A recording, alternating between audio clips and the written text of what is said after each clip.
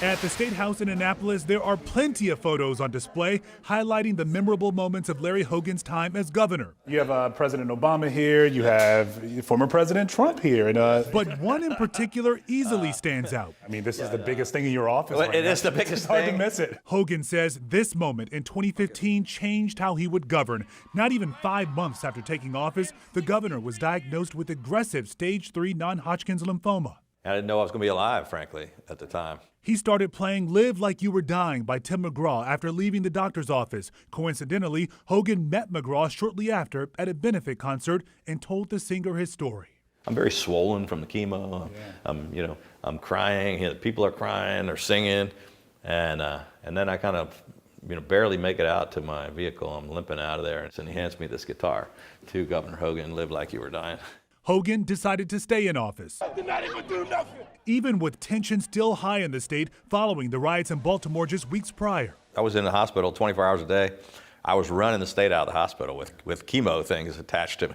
Governor Hogan says his own personal health battle would prepare him for his administration's biggest and scariest challenge, COVID-19. And what do you say to some of those leaders in Prince George's County and Montgomery County? It got a bit contentious. We had a better relationship with Angela Alsobrooks in Prince George's County, who she's a friend, she's just a great leader, than we did with Mark Elrick in Montgomery County, but we just thought he was going over the top. The governor says COVID-19 is still a threat in the state, and his administration is briefing incoming Governor Wes Moore daily. Some people we still have 500 people today hospitalized because of COVID. She was just turning 2 at our first inaugural. With weeks remaining in office, Governor Hogan says he still wants tougher accountability standards for educators, a reduction in crime, especially in the city of Baltimore and Prince George's County. However, he looks back on his 2 terms with no regrets. It's not everything's fixed or solved, but we're certainly leaving the state in much better shape than we found it. I feel like we've finished the job.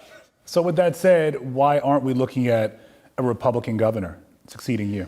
Well, they didn't follow the roadmap. So how do you move forward? How does the Republican Party move forward in Maryland when you have such a high mountain decline? Republican Party today is turning off wide swaths of voters. I won suburban women where most Republicans lose. We won the Asian and Hispanic vote, and I got 30% of the black vote, which most Republicans can never do that. Sounds like a campaign for president if I ever heard one. I've heard some of these people have been talking about that, but I mean. Are you thinking about it? Is it looking likely? I want to be a part of the discussion. I care deeply about the country, and I'm a lifelong member of my party, and I think I've got something to add to the discussion about how to get them back on track. Governor Hogan plans to meet with his family to get their input over the holidays. They'll be celebrating Christmas at Hogan's new home in Davidsonville, Maryland. In Annapolis, I'm Lorenzo Hall, WUSA 9.